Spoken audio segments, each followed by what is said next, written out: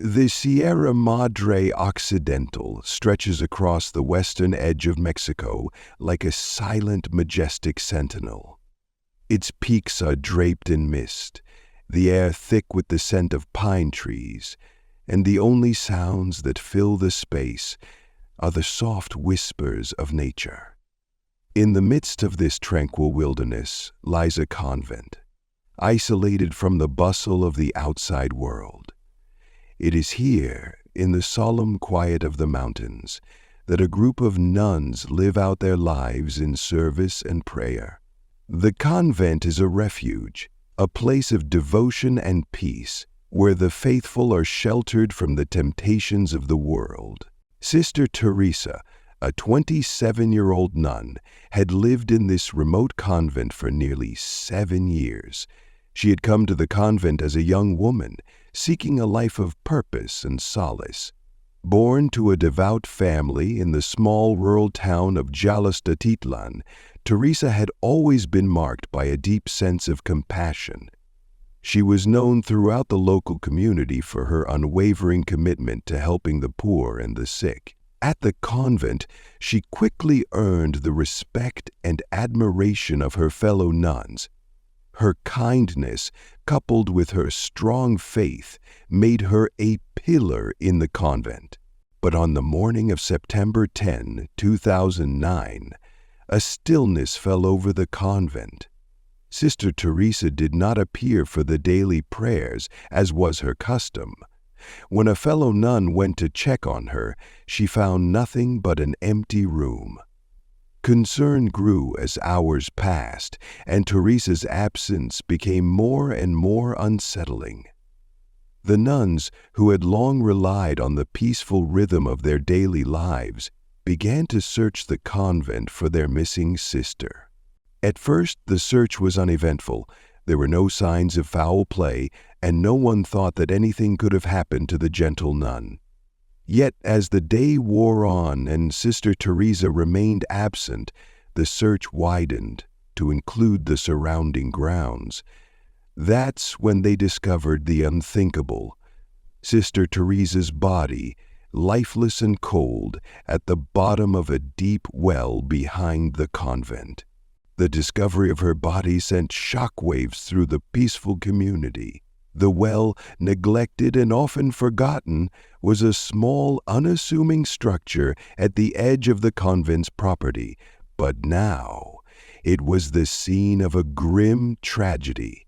The police were called to investigate, and the initial assumption was that Teresa had fallen in the dark hours of the night, possibly while walking alone or in a moment of distraction. After all, accidents were common in such remote, rugged places. Yet something didn't sit right. The wounds on Sister Teresa's body, deep bruises on her wrists, scratches on her face, and a massive contusion on her skull, were inconsistent with a simple fall. The nuns, who had once seen Teresa as a model of virtue and grace, were now faced with the frightening realization that their beloved sister might have met a much darker end. As the forensic team arrived, the evidence continued to suggest that this was no ordinary accident. The discovery of defensive wounds on Teresa's arms and the angle of her injuries raised suspicions. How could she have fallen with such injuries if she had been alone? Had she been pushed, or had she fought for her life before succumbing to the depths of the well? The police, initially hesitant to draw conclusions, soon found themselves facing a growing mystery. Was Sister Teresa's death an unfortunate accident? Or was there something far more sinister at play in this seemingly sacred place? And if it wasn't an accident, who could have possibly wanted to harm her? The questions mounted, each one darker than the last, and the peaceful hills of the Sierra Madre Occidental would soon be the backdrop to a shocking crime that no one had seen coming. The death of Sister Teresa marked the beginning of an investigation that would uncover secrets buried deep within the convent's walls, secrets that would challenge the very foundations of faith, power, and trust. And as the investigation unfolded, the peaceful convent would reveal a truth that no one could have imagined. A web of deceit, abuse, and murder hidden behind the sanctity of the church. Sister Teresa's life had always been one marked by deep devotion. She had been born in 1982 in the small rural town of Jalostotitlán, nestled in the heart of Jalisco, Mexico. Her parents, deeply religious and hard-working, raised her in a humble, faith-centered home. From a young age, Teresa exhibited qualities that set her apart. Compassion flowed naturally from her, and she often found herself helping others, whether by tending to the sick or assisting the elderly in her village. It wasn't uncommon for people to refer to her as the little angel for her selflessness and kindness. Teresa's spiritual journey began in her teenage years. As she entered adulthood, she felt a profound calling to dedicate her life to God and service. At 20 years old, she left behind her family, her friends, and everything familiar to enter the convent. It was there, within the cloistered walls of the convent, that she believed she would find peace and a deeper connection to her faith. The convent she joined was located deep within the Sierra Madre Occidental, far removed from the world. It was a place where nuns lived simple lives, bound by routine prayers, manual labor, and communal activities. Sister Teresa quickly adapted to this new life, earning the respect of her fellow nuns with her gentle spirit and tireless devotion to their cause. She was particularly drawn to the care of the poor and the sick. She would often take it upon herself to visit nearby villages, bringing food, medicine, and comfort to those in need. Her reputation as a devoted and compassionate nun soon spread throughout the region. The convent, though secluded, had a small but dedicated following of locals who would come to seek Sister Teresa's counsel. Whether it was a mother seeking guidance for her troubled children or a sick man asking for prayers, Sister Teresa became the heart of the convent, the embodiment of the love and grace that the religious life promised. But as much as she seemed the picture of devotion and humility, there was another side to Teresa's life, one that few knew about. For despite the convent's outward appearance of serenity and sanctity, there were whispers of tension within the walls. Some of the other nuns, particularly the younger ones, had started to question the authority of Father Fernando, the head priest who oversaw the convent's spiritual life. Father Fernando was a man whose personality had a certain gravity. He commanded respect through fear rather than love, and his manner was often described as cold and calculating. He had been in charge of the convent for over a decade, and there were rumors about his relationship with some of the nuns, though no one dared speak openly about it. Sister Teresa, however, had never been one to bow to authority for the sake of conformity. She maintained a respectful distance from Father Fernando, though she never overtly challenged him. Yet, those who knew her well could see a quiet defiance in her eyes, a sense that she would not tolerate any form of injustice, especially against those who were most vulnerable. It was this sense of moral clarity that made her stand out not only in her religious community, but also within the broader church structure. Despite the occasional tension, life at the convent proceeded quietly. Teresa's days were filled with prayer, work, and the service of others. She had become a beloved figure in the convent, and those who knew her were often struck by her unwavering commitment to the principles of love and compassion. Little did they know that the very place she had sought solace and sanctuary in would soon become the site of unimaginable horror. On the morning of September 10th, 2009, everything seemed to follow the usual rhythm. The sun rose over the mountains, casting a warm golden glow across the convent's peaceful grounds. The nuns began their daily prayers at dawn, but Sister Teresa was not among them. At first, it was thought that she had perhaps fallen ill or was taking some time to rest. It was not uncommon for the sisters to skip morning prayers on occasion due to health or personal reasons. But as the day passed and Sister Teresa's absence remained unexplained, concern began to grow. The nuns initially tried to reach her in her room. They knocked, called her name, and waited in silence. When there was still no response, they grew more anxious and began to search the convent. Room by room, they combed the hallways, the gardens, and the surrounding grounds, calling out for her, but it was as if the earth had swallowed her whole. There was no trace, no clue, no sign of where she might have gone. At this point, panic set in. The convent was secluded, and the chances of her having wandered off were slim. If something had happened to her, it was clear that they had no way of reaching out for help.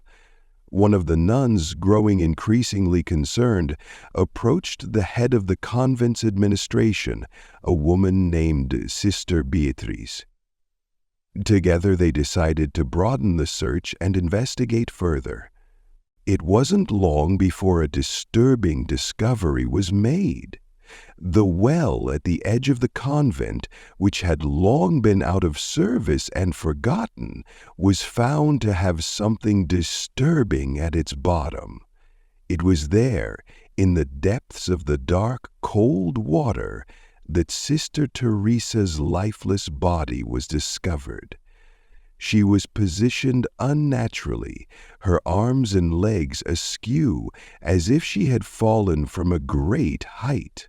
The water, now stained with blood, told a story that was far darker than any of the nuns could have imagined. At first, it was assumed to be an unfortunate accident. After all, the well was deep, and it was easy to imagine that Sister Teresa, perhaps distracted or weary, had stumbled into it while walking alone in the dark. But something about the scene didn't add up. The nuns had known Teresa well, and they were certain that she was not the type to wander off in the night, let alone fall into a well. As the body was retrieved, the true nature of her death began to come into focus. Teresa's injuries were not consistent with an accidental fall. Deep bruises marred her wrists, suggesting that she had been held down or restrained. Her face bore the signs of a violent struggle, and most chilling of all, a large, gaping wound on her head, indicating that she had been struck with considerable force. The autopsy results were even more telling. It was clear that Teresa had not died from a simple fall. She had been murdered. But who would want to harm such a beloved figure, and why? Rumors began to spread throughout the convent, and the nuns were left to wrestle with the terrifying possibility that one of their own might have been responsible for this horrific act. The peace of the convent, the very place that had once symbolized sanctuary and spiritual purity, had been shattered. What had begun as a search for a missing sister had turned into a nightmare that none of them could have foreseen. The serene life of the convent, once a place of peace and devotion, had been irrevocably disrupted. Sister Teresa, a nun known for her kindness and commitment, had been found dead under suspicious circumstances, and no one within the community could ignore the growing feeling that something more sinister was at play. The police, initially hesitant to get involved in a case of a simple accident, quickly realized that the situation was far more complex than it appeared. The morning after the discovery of Sister Teresa's body, the local authorities were called to the convent.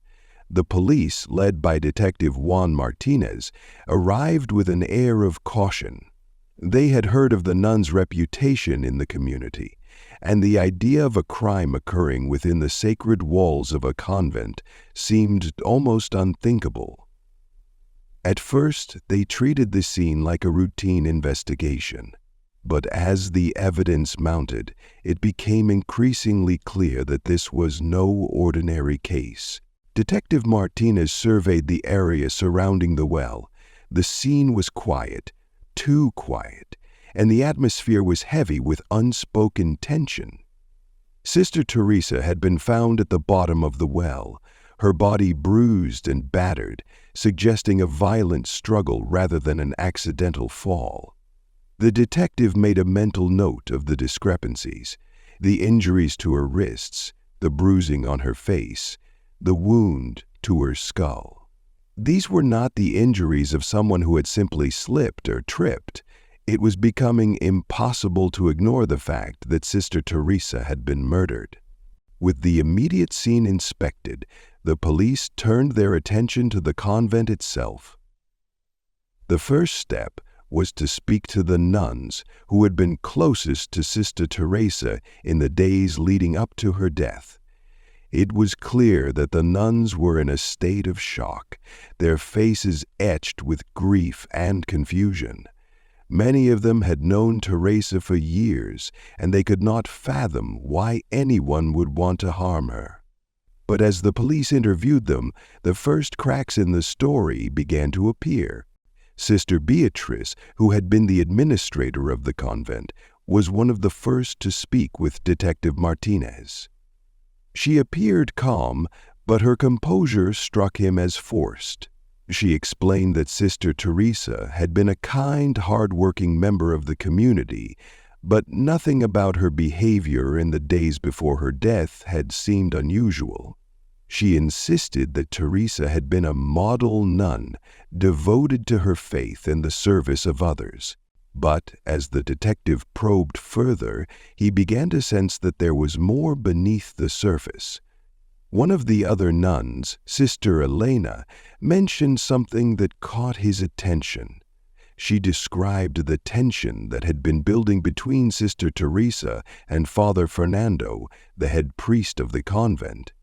According to Sister Elena, Teresa had expressed concerns about Father Fernando's increasingly authoritarian behavior, particularly when it came to the treatment of the other nuns. This was not the first time that suspicions about Father Fernando had been raised, but it was the first time that anyone had openly mentioned it. Detective Martinez immediately knew that Father Fernando was someone he needed to speak to. The priest had been the spiritual leader of the convent for over a decade, and his role as the head of the religious order gave him significant influence. He had long been seen as a commanding figure, but his cold demeanor and authoritarian style had begun to raise questions in the minds of some of the younger nuns. There were murmurs of improper behavior, even rumors of abuse, but no one had dared to speak out. Until now. When Father Fernando was finally brought in for questioning, his response was measured and calm, but there was something about his demeanor that made Martinez uneasy. The priest denied any involvement in Teresa's death, insisting that he had no idea why anyone would want to harm her. He spoke of Teresa in glowing terms, calling her a devoted and loyal servant of God. But the detective noted that Father Fernando seemed more concerned with maintaining his image than with answering the serious questions that were being asked. As the investigation progressed, the police began to dig deeper into the life of Sister Teresa. They interviewed more of the nuns, combed through records, and examined the convent's financial and administrative documents. It was during these interviews that the first major breakthrough came. Maria, a young servant who had worked at the convent for several years, came forward with crucial information. Maria had been one of the few people in the convent who had witnessed Father Fernando's behavior behind closed doors. She confessed to the police that she had often seen the priest holding private, late-night meetings with some of the nuns, including Sister Beatrice. These meetings, which took place in the dead of night, had always been shrouded in secrecy. Maria had overheard bits and pieces of their conversations, but she had never understood exactly what they were discussing. However, there had always been an air of tension during these meetings, as if something more sinister was at play. Maria also revealed that there had been several unexplained disappearances of other nuns over the past 5 years. These nuns, like Teresa, had simply vanished without a trace. While the convent had never formally reported these disappearances to the authorities, the rumors had begun to circulate among the residents. Maria believed that Father Fernando and Sister Beatrice were somehow involved in these disappearances, although she had never seen anything concrete to confirm her suspicions. The police, now armed with this new information, began to investigate the missing nuns. They found that the records of these disappearances had been mysteriously erased from the convent's files. It was as if someone had gone to great lengths to cover up their existence. This, combined with the suspicious behavior of Father Fernando and Sister Beatrice, led the investigators to believe that the convent was hiding something much darker than they had initially thought. With the discovery of these new leads, the investigation took a dramatic turn. The police widened their inquiry, questioning everyone who had ever been associated with the convent. They even spoke with local residents who had known the nuns, hoping to gather any information that might shed light on the missing nuns and the death of Sister Teresa. Slowly, a pattern began to emerge, one that pointed to a sinister conspiracy within the very heart of the convent. The investigators soon learned that Sister Teresa had been involved in a growing resistance to the control that Father Fernando had over the convent. She had expressed her concerns to her fellow nuns about his increasing power, and some of the younger nuns had confided in her about the mistreatment they had endured. Teresa's willingness to speak out and challenge the priest's authority made her a target. She had become a threat to those who wished to maintain their hold over the convent and its secrets. As the police gathered more evidence, it became increasingly clear that Sister Teresa's murder had been part of a larger plan to silence dissent and maintain control over the convent. The peaceful, faith-driven community that had once been a sanctuary for Teresa and her fellow nuns was now revealed to be a place of manipulation, fear, and deceit. And the figure at the center of it all, Father Fernando, was slowly being uncovered as the orchestrator of a dangerous, twisted plot that would leave the entire religious community shaken to its core. The investigation into Sister Teresa's death had taken a dark turn. The seemingly peaceful convent, a place that should have been sanctified by faith, had instead become a nest of secrets and manipulation. As the authorities delved deeper into the mystery, it became increasingly clear that the tragedy of Sister Teresa's death was not an isolated incident but part of a much larger, more sinister pattern of abuse and murder. What had once appeared to be an accident was now being revealed as a calculated crime, part of a deeper conspiracy that stretched back years. As Detective Juan Martinez and his team continued their investigation, they discovered more disturbing evidence that pointed directly to Father Fernando and Sister Beatriz. The testimony of Maria, the servant who had come forward with critical information, proved to be a pivotal turning point in the case. Maria's revelations about the secret meetings between Father Fernando and Sister Beatriz, as well as her account of the missing nuns, led the police to dig further into the convent's past. What they uncovered was chilling. There had been several instances over the past 5 years in which nuns had mysteriously disappeared from the convent. At first, the disappearances had been dismissed as voluntary departures or isolated incidents, but as the police began to re-examine the evidence, a disturbing pattern emerged. The records of these missing nuns were either deliberately erased or altered. In some cases, their families had been told that they had simply left the convent, but no one had ever seen or heard from them again. The most shocking discovery came when forensic investigators unearthed hidden documents that had been carefully concealed within the convent's administrative records. These documents revealed that a number of nuns had been subjected to physical and psychological abuse under the guise of spiritual discipline. Father Fernando had exerted an iron grip over the women in his charge, manipulating them with his authority and using his position as a religious leader to coerce them into silence. Sister Beatriz, his accomplice and lover, had played a central role in these abuses, helping him maintain control over the convent and its residents. As the evidence mounted, it became clear that Father Fernando and Sister Beatriz had not only been involved in the abuse of the nuns but had also played a direct role in their deaths. It was revealed that Sister Teresa's murder was not an act of passion or a random outburst, it was the culmination of a long-running campaign to eliminate anyone who posed a threat to their power. Teresa, with her strong sense of moral integrity and growing disillusionment with the priest, had become a target. Her resistance to Father Fernando's increasing authoritarian rule made her an obstacle that needed to be removed. The police's investigation also revealed that Teresa had been drugged before her murder. Forensic evidence showed that traces of a powerful sedative had been found in her system, indicating that she had been incapacitated before being thrown into the well. This evidence pointed to a calculated and premeditated act of murder, one that was intended to silence her once and for all. With the mounting evidence pointing to Father Fernando and Sister Beatriz, the police were now ready to take action. It wasn't long before they were able to make a breakthrough.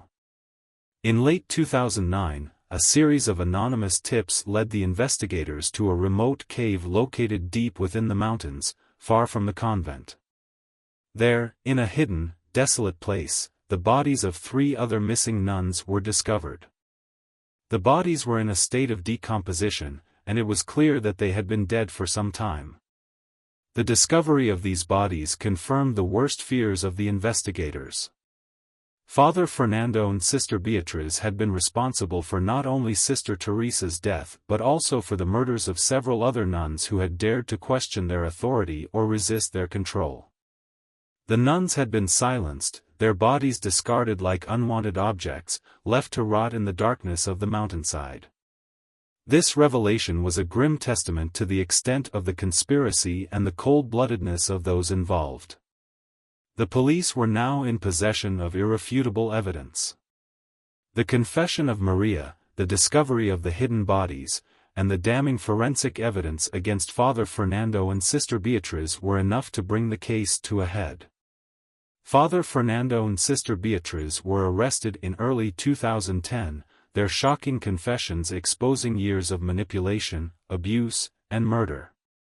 During their interrogations, both Father Fernando and Sister Beatriz admitted to the murders, though their motivations remained disturbingly self-serving. Father Fernando explained that his actions had been driven by a desire to maintain control over the convent. He saw the nuns not as spiritual beings but as pawns to be controlled and manipulated. Sister Beatriz, for her part, confessed that she had been complicit in the murders, driven by her romantic and ideological loyalty to Father Fernando. Their confessions were chilling, as they revealed a pattern of systematic abuse and violence designed to eliminate any threats to their dominance. Father Fernando's confession was particularly unsettling. He spoke coldly about his belief that the nuns, particularly those who resisted him, were obstacles to his spiritual authority. His justification for the murders was not based on remorse or fear but on a warped sense of divine right. To him, his actions were justified by his belief in his own righteousness, and he felt no guilt for the lives he had taken. His demeanor throughout the interrogations was one of arrogance, as if he had been playing a game and had now been caught in the act. Sister Beatriz, though less cold in her confession, showed little remorse. Her emotions were more complicated. She spoke of the fear she felt under Father Fernando's control and her belief that she had been helping him to purge the convent of those who were unworthy. In her mind, the murders were not acts of cruelty but necessary steps in preserving the purity and sanctity of the convent. The trial of Father Fernando and Sister Beatriz, which began in April 2010, became a media sensation.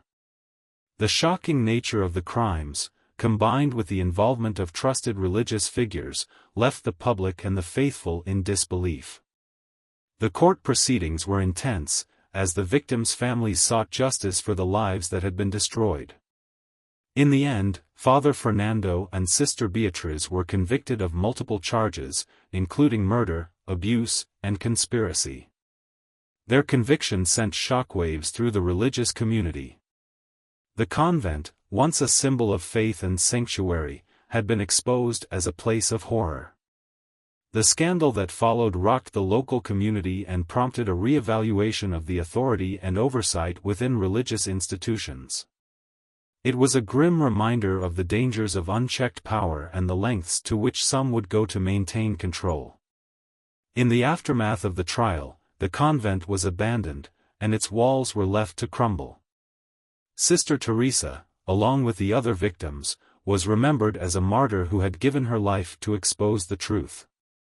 The investigation and trial, though painful, brought justice to those who had been silenced. The convent in the Sierra Madre Occidental would never again be seen as a place of peace, but as a dark reminder of the depths of human cruelty and the dangers of blind obedience.